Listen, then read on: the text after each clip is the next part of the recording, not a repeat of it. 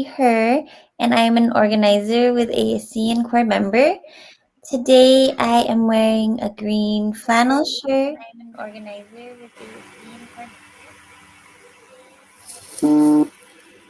gold hoops, and a black bun. And I'd like to thank you all for joining us today for Asian Solidarity Collective's Portal to Liberation 1 year anniversary virtual summit called Asian Americans on the Journey to Abolition. We are here today to celebrate our 1 year anniversary of our Portal to Liberation campaign. This virtual fundraising summit is full of panels, performances, and workshops. Together, we will continue to call on our San Diego Asian communities and non-Asian co-conspirators to enter the portal to liberation in solidarity with Black lives, calling us to free ourselves from the police state and culture of policing in order to reimagine a world free from policing and borders.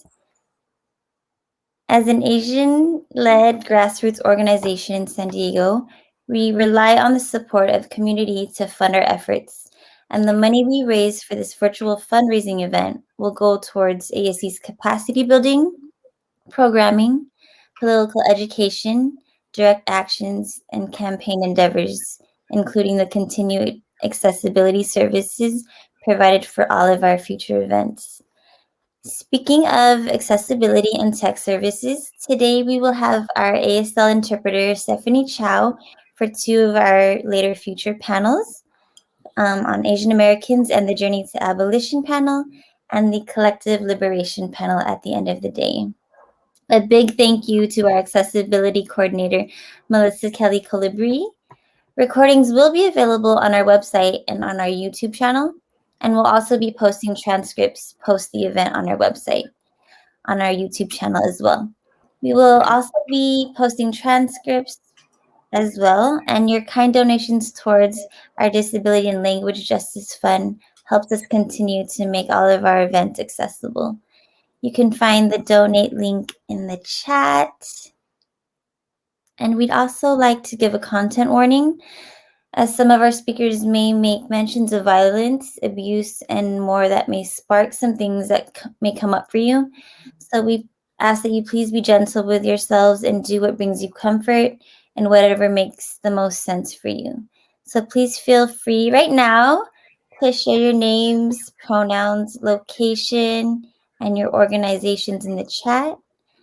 Before we get started, we would like to begin with a land acknowledgement. So I'm going to pass it to Vicente.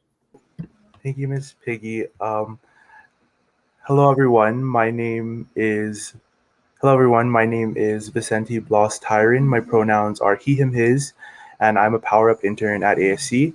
Today, I'm wearing black glasses and a green and white button-up shirt. We'd like to say that we gather today on the traditional land of the indigenous peoples past and present, and honor with gratitude the land itself and the people who have stewarded it throughout the generations, including where we currently reside in Kumeyaay territory in San Diego. This calls us to commit to continuing to learn how to be better stewards of the land we inhabit and to show up as co-conspirators to indigenous peoples for their rights and sovereignties. And I'll pass it off to Piggy to talk a bit about our mission. Thank you, Vicente. Asian Solidarity Collectives is a grassroots organization in San Diego, and our mission is to activate Asian American social justice consciousness, condemn anti-Blackness, and build Asian solidarity intersectionally with Black, Brown, and Indigenous folks, people with disabilities, queer and trans people of color, and all oppressed communities. Our work includes political education, community building, and collective action. Our vision is to work for the collective liberation of all communities. When Black folks are free, we are all free. To build Asian solidarity with Black, Brown, Indigenous, LGBTQIA+, people with disabilities. To engage Asian Americans to be liberated from anti-Black racism, model minority myths, internalized colonialism, and white supremacy. to honor Asian American histories, experiences, and peoples as relational to other oppressed communities. We understand Asian American lives through a transnational and anti imperialist framework. So, our origins: the shooting death of Alfred Alongo at the hands of San Diego police officers on September 27th in 2016 was actually a catalyst to form Asian Solidarity Collective. And what began as a call for emergency for psychiatric assistance ended in a deadly confrontation when police officers who were not trained to handle psychiatric emergencies arrived at the scene, fatally wounding a distressed and unarmed Alongo, who was grieving the death of a friend who had passed away only days prior. Previously called Asian for Black Lives San Diego, Asian Solidarity Collective emerged in the fall of 2016 in solidarity with the National Movement for Black Lives. Our group began with 5 queer and femme Asian Americans who came together to activate Asian American social justice consciousness and to condemn anti-Blackness, to identify intersectional affirmations, and to build Asian solidarity, Asian Black solidarity, and solidarity with communities of color in San Diego. We continue to remain the only Asian and Asian American progressive grassroots org that organizes with a dialectical approach of advocacy, direct action, political education, service, and civic engagement with a cross-racial solidarity and intersectional framework in San Diego. All right, everyone. At this time, I would like to introduce and welcome ASC's Executive Director, Dr. DJ Cotton Candy. So Dr. DJ Cotton Candy is the People's Hip Hop DJ scholar who was born and raised in Queens, New York, and is widely regarded as one of the most legendary and accomplished women DJs in the world. Candy is a queer, gender-fluid, femme, disabled Filipinx, Pinay, American writer, poet, theater performer, educator, hip-hop feminist, and community organizer for over 25 years.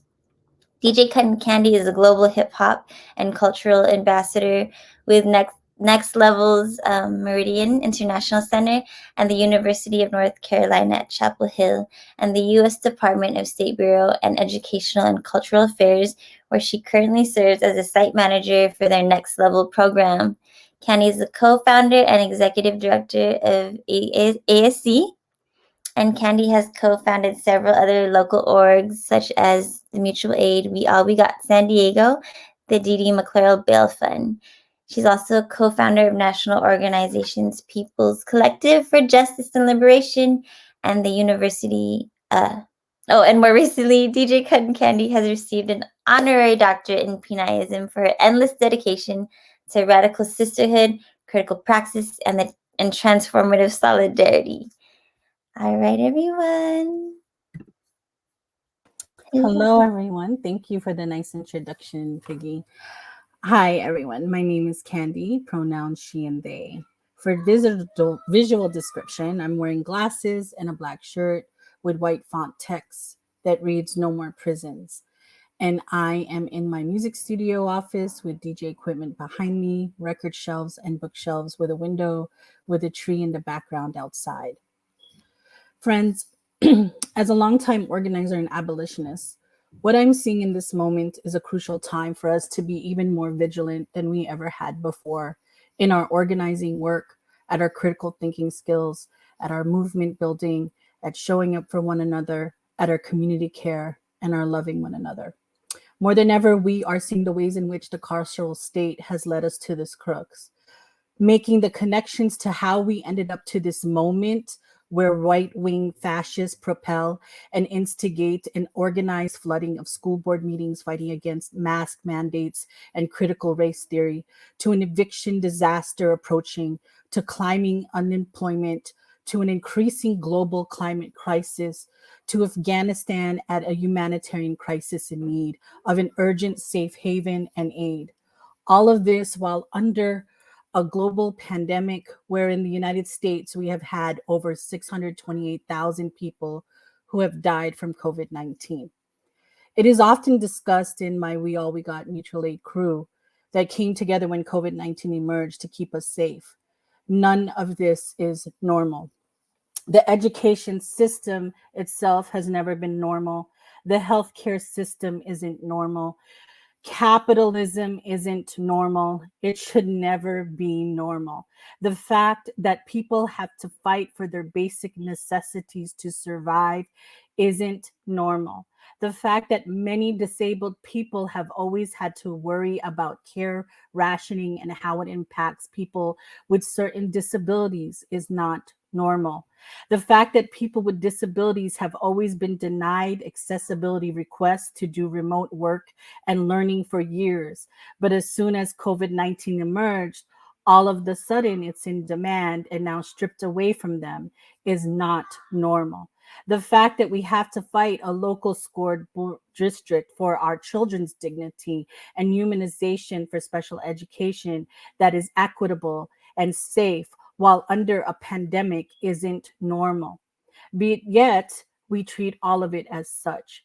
I make mention of all of these things because all of this is really carceral. The way the state, elected officials, governments, and public health are rolling out decisions are really carceral. It is often said that COVID-19 has revealed inequities as ways in which these systems have always failed us. But to be quite honest, the only people who this is actually being revealed to are people who never experienced or lived these inequities from these systems to begin with. This is nothing new for so many of us. Disabled, poor, working class, neurodivergent, queer, trans, non binary, Black, brown, indigenous people of color communities know this truth. Black feminist disability studies have always taught me that racism and ableism have always been intertwined. Anyone outside the desirability and lookability politics, anyone outside of those norms, as Roberts had learned us back in 1997, had their rights taken away as they were also questioned. This is how the undesirables have been categorized, surveilled, policed, erased, minimized, incarcerated, and punished to be removed. This has always been the reality from which many have lived and experienced. Many are familiar with this fear and worrisome that they are only being given the ration. Many know the uncertainty. This has been plenty of the reality. This is the normalcy many have always refused. As a disabled person myself, I reject all of the normalcy. I reject the idea that this is what we have to return to. We have never been the normal. Thus, returning to normalcy is really the reopening, the return to comforting to the standard of white supremacy when we've never been closed to begin with. Because people, let's be clear, all this time have been working as frontline workers, service workers, healthcare workers, organizers out on those streets, protecting and communities, keeping us safe. We, white supremacies, capitalism, necrocapitalism, necropolitics, to which James Tyner described necrocapitalism in their book Death Labor, a system that not only lets die, but makes death productive as a vehicle for accumulation. In a carceral state, it is very clear who they decide who gets to live. We cannot be reliant on a system that is carceral because, as many abolitionists and organizers have been saying, we all we got. We can only keep us safe. This pandemic is not a moment for us to adapt. Rather, it is a moment for us to critically think, to be even more critical than we've ever had before. It is a moment for us to rebuild and start anew. What would this world look like and possibly be if we did, quote, more than just survive, like my good friend Bettina Love states in her book? What possible futures can we create if we talk about transformation? This is our moment to not conform, but to reclaim and to be undesirable. There's a saying and a principle in the disability rights movement since its beginning: nothing about us without us. And there's a lot we can learn from this statement alone, Because if we centered those who are most vulnerable and those most impacted, we would not be leaving people behind. It was Sins Invalid that stated we move together with nobody left behind. Yet capitalism, racial capitalism, disaster capitalism, necro capitalism, imperialism capitalism, neoliberal capitalism needs normalcy to continue. This normalcy in which folks want to return to is an idea of perfectionism, which is a falsity stemming from a white supremacist heteropatriarchy framing that is ableist. It is ableist because perfectionism buys into an idea of a false norm and a standard that does not exist and should not exist. A false norm, a false belief that creates a condition in which others are more desirable while others are not. It needs to other all of us. It needs to hyper labor us. It needs to hyper surveil us in order to cage Black, brown, indigenous, people of color all over the world. This is why we need a disparate practice and approach to our work, our practices, and our organizing. Look to the work of my good friend Sabini on disparate pedagogy.